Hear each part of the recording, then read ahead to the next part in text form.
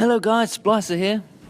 For you guys that haven't seen, I'm just going to take you through some of the Season Pass details that have come out, also PvP details that have come out, and a few other updates and things that are coming to the game. So let's get started.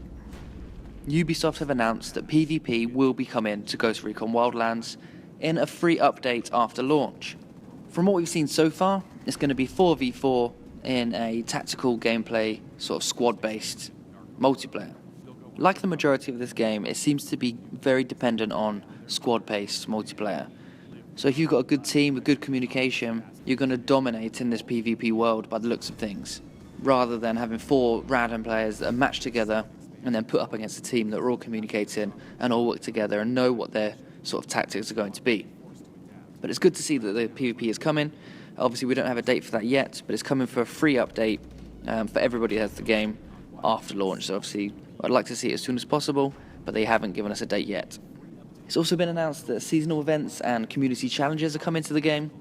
So it'll be another layer and another aspect of the game that will add to the generic missions that everybody's going to do.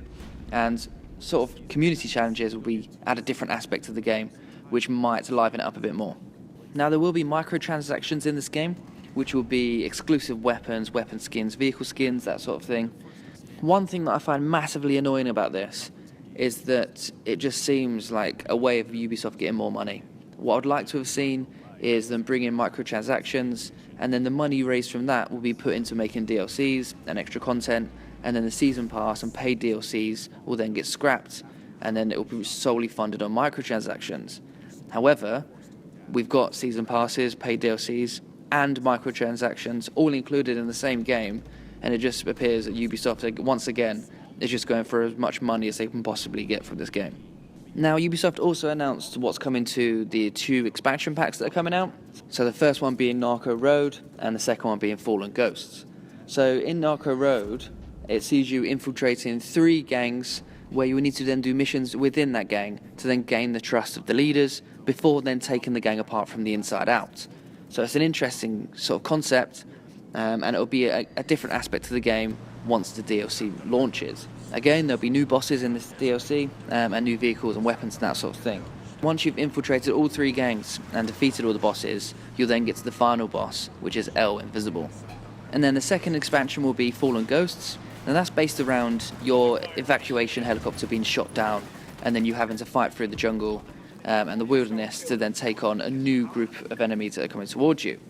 Ubisoft describes it as you're being tracked down by an elite group of ruthless mercenaries. So they're going to be highly trained and better trained, and hopefully have better tactics and use cover better than what the current AI use.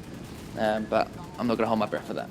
But again, within that, you'll get more weapons and skills. And for you guys that are Season Pass holders, you'll get access to both the DLCs a week earlier than everybody else.